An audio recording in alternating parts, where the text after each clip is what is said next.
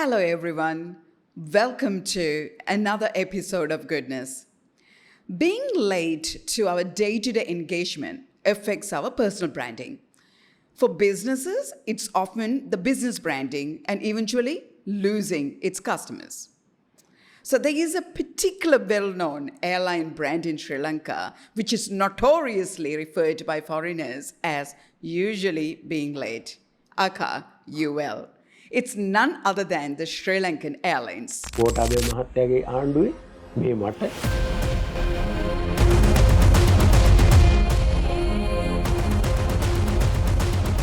Sri Lankan Airlines CEO Richard Nuttall has said that the government is on its way to privatize several state-owned enterprises, which is not new to us, right? As part of the IMF conversations of the program. And one of those is the flagship carrier that the island nation owns. Followed by the aviation minister Nimal Siripalati Silva has reportedly stated at a media briefing that authorities were currently evaluating 6 bidders for the carrier that was called by the country's state-owned enterprises restructuring unit to divest. According to the Sri Lankan president, of course, our approach involved restructuring the airline rather than selling it outright. Under Sri Lankan law, only 49% of the Sri Lankan airline shares can be transferred to another entity. However, there has been a minimal global interest in this opportunity, with only 6 individuals expressing interest, none of them whom were deemed suitable. Even if we were to extend this opportunity to a Sri Lankan entrepreneur, their capabilities would need to be demonstrated, says the Sri Lankan president. So what's actually happening? Who is telling the truth? Or does the truth lies between those 3 statements? Airlines are a labor-intensive industry which has a huge focus on customer service. One of the most important issues airlines face is a risk of failure, which can have far-reaching consequences for not only the airline itself, but also for the passengers, employees, and the broader economy. So what causes an airline to fail? The airline industry is highly sensitive to the economic fluctuations. Economic downturns can lead to reduced demand for air travel, affecting airlines' profitability and sustainability. Remember COVID-19 pandemic, right? Fuel prices, labor costs fluctuate. Poorly managed airlines can quickly find themselves in a dire financial straits. The competition can lead to price wars and reduced profit margins, especially in markets with overcapacity. So security threats, including terrorism and geopolitical instability, can have a significant impact on airlines. Remember 9/11? Airlines that fail to adapt to changing market conditions, implement effective cost-saving measures, or expand their routes strategically at a risk of failure. Consequences of these failures: massive layoffs, leaving thousands of employees without jobs. Or the airline fails and often leads to a significant financial losses for investors, employees, and creditors. Bankruptcies can result in debt defaults and loss of investments. The failure of major airlines can trigger economic downturns, affecting tourism, local businesses, and the broader economy. So is this a reason why Sri Lankan government has included Sri Lankan Airlines in their agenda to talk to IMF about? Established by the government of Sri Lanka in 1979, started with a solid reputation for service, comfort, safety, reliability, and punctuality, is the Sri Lankan Airlines. With Lanka initially operated 2 Boeing 707 jets on lease from Singapore Airlines. During the 1980s, various destinations were added to the network and new aircraft. In 1998, however, Lanka was privatized to the Dubai-based Emirates Group. Emirates got about 40% stake worth $70 million and later increased to 43.6 in Lanka and tried to refurbish the Sri Lankan Airlines image and fleet, abandoning the Air Lanka brand and launching Sri Lankan Airlines. In 2001, LTT attack on the Bandaranaike International Airport disabled half of the Sri Lankan Airlines fleet. 3 aircraft got destroyed and 3 badly damaged, which had 12 aircraft in use at the time. But later, Sri Lankan Airlines recovered and continued expanding its operation in area, becoming the largest foreign air carrier flying to India, with 100 weekly flights to 11 destinations. So far, opportunities are used wisely and adversities are managed reasonably well. In 2008, the government of Sri Lanka chose to discontinue the management contract with Emirates Airlines, and new management managed to push the airline downhill, selling 6 aircraft in just a year to earn money. Later in 2010, consolidated its holds over the national carrier when it bought Emirates' stake of 43.63% in the Sri Lankan Airlines, thus ending any affiliations Sri Lankan Airlines and Emirates had with each other. In 2009, Sri Lankan Airlines flight UL 557 created history in South Asia as the first green flight of the region, by a well-planned initiative to reduce all types of consumption and recycle waste products. In 2011, by launching new services to Kochi and Moscow and a few other places, Sri Lankan Airlines expanded its global route network to 51 destinations in 32 countries.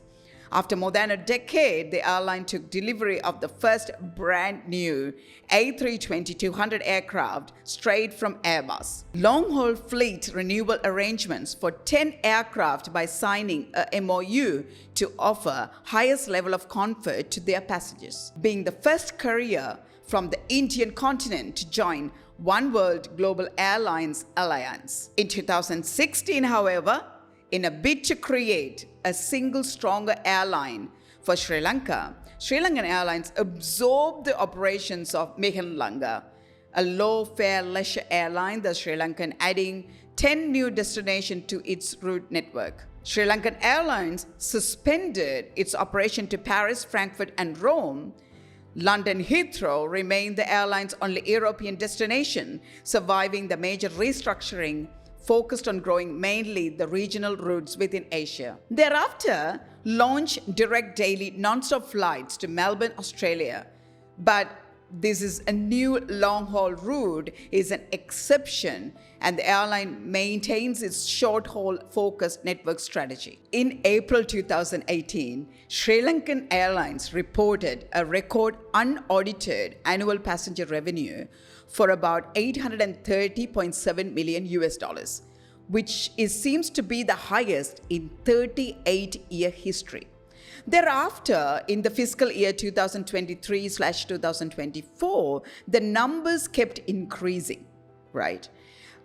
It recorded a profit before tax of $7.3 billion in 2023-24. So as you see the numbers and the records, everything's looking hunky-dory. So here's a question. What has changed? So what's changed? The long civil war, poor economic performance, and weak travel demand for Sri Lanka all hindered the tourism industry. Consequently, it had an effect on the national carrier. Along with its aging long-haul fleet, together with an inferior economy class product, along with high fuel prices, capacity constraints, and poor management. You hear me right? Poor management practices are the major issues affected the Sri Lankan Airlines. So what's the recent developments? With nearly 6,000 staff, the national carrier has $525 million loss in the past year, seen as the biggest burden on the country's budget and widely viewed as the white elephant in the room or in the country. So what did the government of Sri Lanka did? Call for bidders. Shortlisted 3 out of the 6. So who are the 6 and who are the 3? Let's not worry about the ones who's been removed. Let's focus on the ones that has been shortlisted. Well, that were shortlisted. Sharisha Supreme Global Consortium, an alliance with substantial backing from the private office of Sheikh Naik bin Aid Al Thani of Qatar, and RM Manivannan, who provide a substantial contribution to Sri Lanka's economic stability, including extending credit during the energy crisis. Well-established name, aviation consulting, Air Asia Consulting was the second bidder. Known for their expertise in airline operation, strategic planning, and turnaround strategies. So who's the third one? Airways PLC, Sri Lankan's largest diversified conglomerates with interest spanning agriculture to transportation and logistics. So here, we hear that none of the bidders have been found suitable to proceed. All right, so what can we observe and learn from other countries?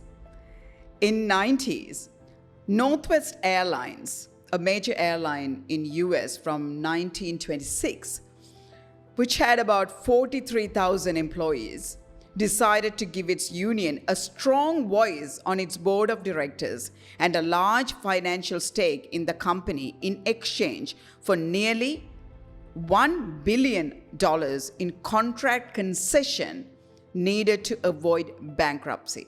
So how did they do that? Northwest, the Airline Pilot Association, agreed to $365 million in wage and work rule concessions. Northwest had more than $4 billion in debt. An accord with banks to reschedule major debt payments until 1997. An agreement with major suppliers, primarily Boeing and Airbus, to reschedule $800 million in payments due on aircraft and engines. Union concessions were the key to the agreements by banks, suppliers, and stockholders. All the agreements were signed simultaneously. Quite interesting to note, unions were offered 1/3 of the common stocks, 3 seats on the 15-member board, a unique voting rule that effectively gives the minority on the board to veto over critical financial decisions for the period of 4 years, such as route sales, large purchase of aircraft, selection of top officers, and bankruptcy decisions or future ventures with the other airlines. These steps were taken to give Northwest the financial breathing room to eliminate a company threat to file a bankruptcy protection, which later merged with Delta Airlines in 2010. Unions at United Airlines, with employees closer to 83,000, did look at the possibility of a long-term investment program designed to keep United financially competitive.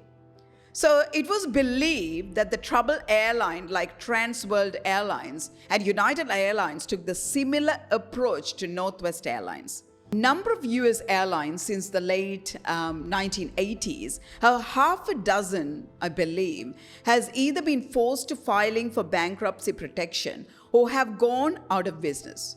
Top management at every airline is struggled to find a formula for long-term competitive health. Ethiopian Airlines, which a state-owned one indeed, it has diversified its operations, including cargo, maintenance, repair, and training services to create multiple revenue streams. It has also focused on connecting regional destinations and capitalizing on demand for intra-African travel. The strategy has helped the airline become one of the largest and most profitable in Africa.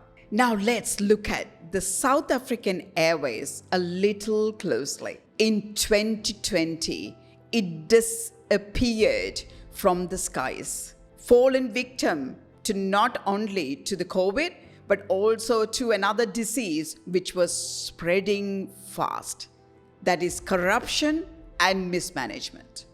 So the airline recorded losses in the 4 years from 2018 of a staggering $1.2 billion.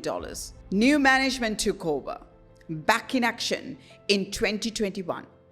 In 2023, with a few airlines' long overhaul destination, it started to kick off slowly. This was the process which saw the airline placed under a temporary supervision of experts who were asked to return the company to the financial health. They pared back the fleet from 44 aircraft to 6 and focused on the African market. Intercontinental flights hope to enhance the trade and tourism ties between the two countries as members of BRICS, an expanding group of emerging economies, originally comprising Brazil, Russia, India, China, and South Africa. Corruption between 2012 and 2017 as a result of the mismanagement, the South African Airways was forced to rely entirely on the government financial assistance over a 10-year period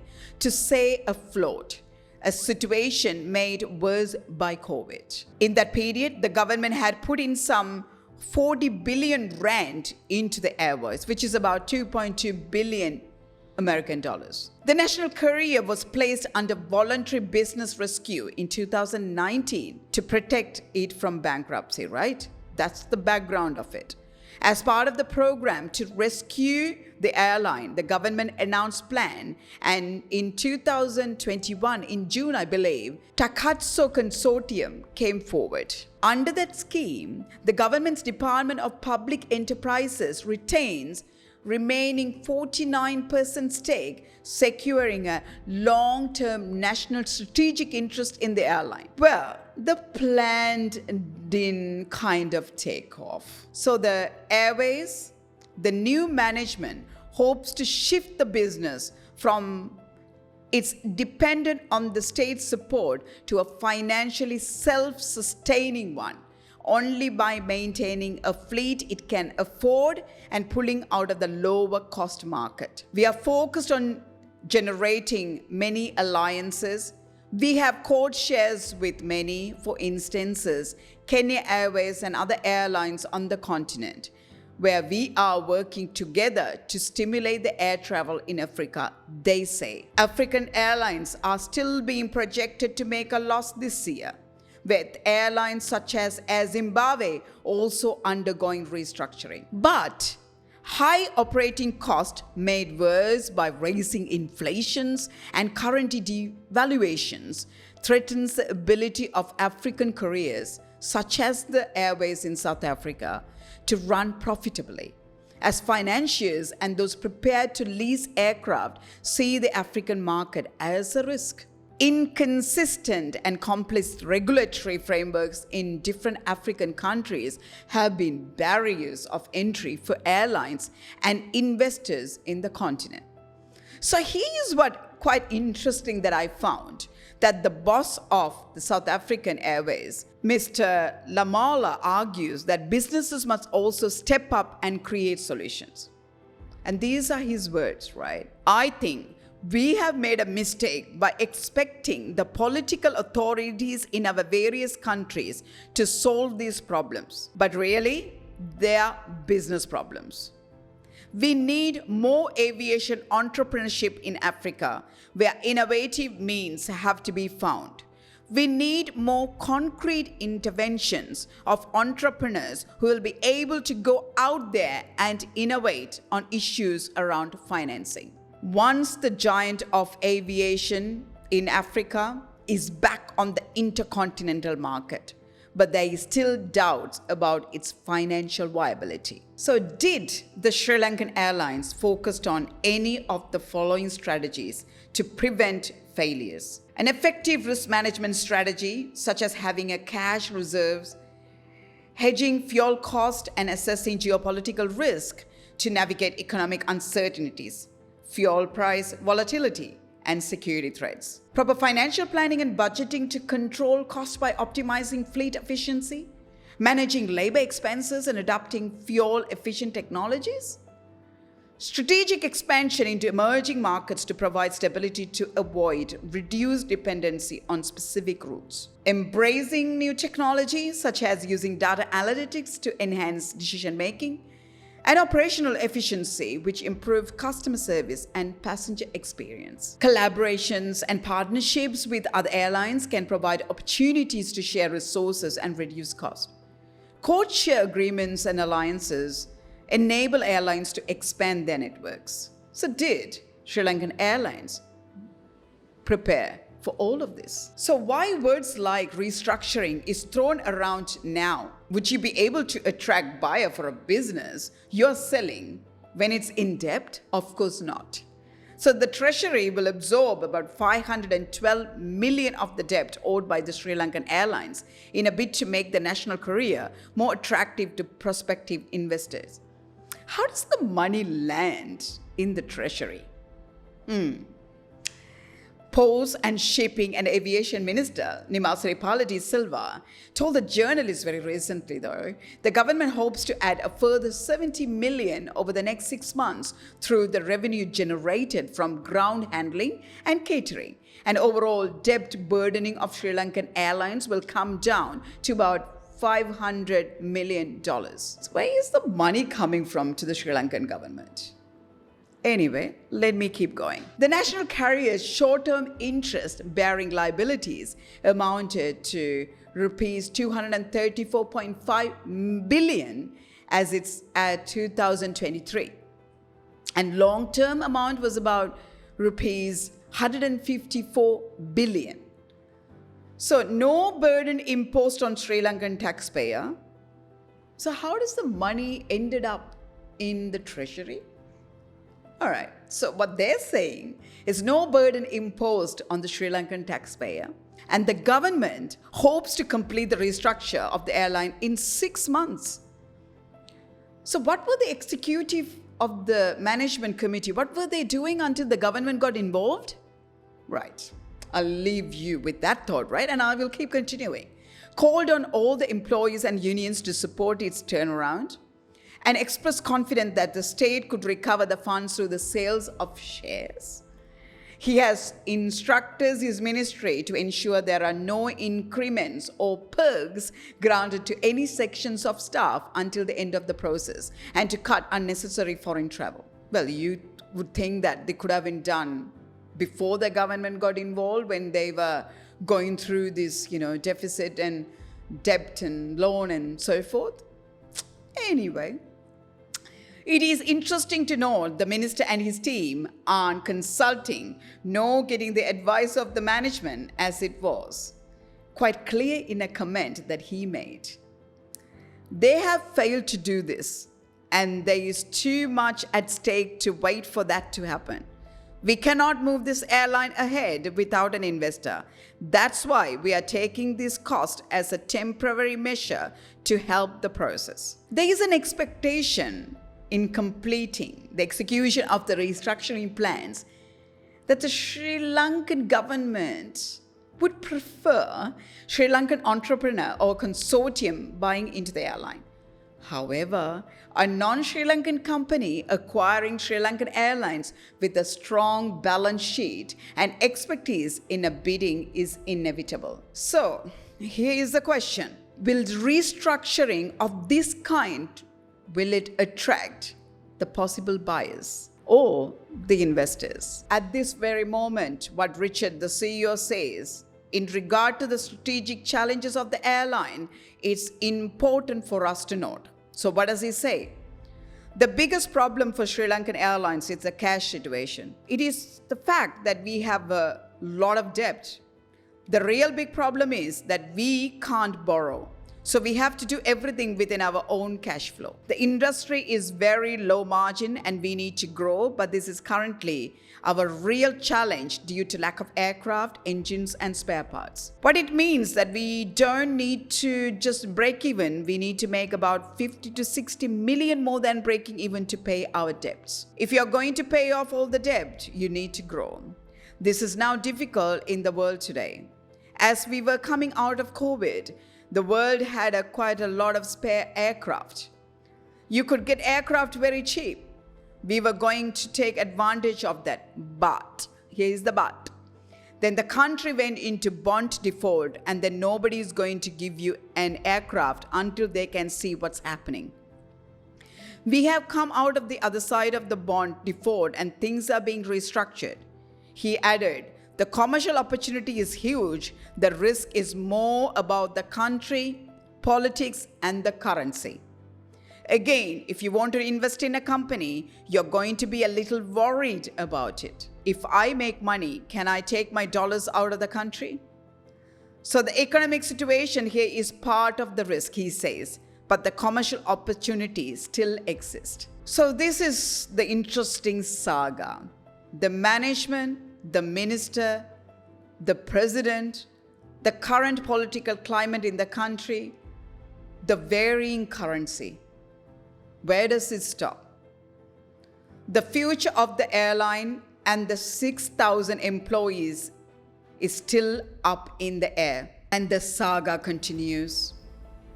Between the management, the minister, the president, the staff, and the public, and the varying currency, the economic and the unstable political condition in Sri Lanka keep adding to the saga.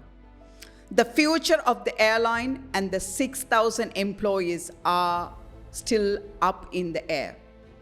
With that, I will leave you today.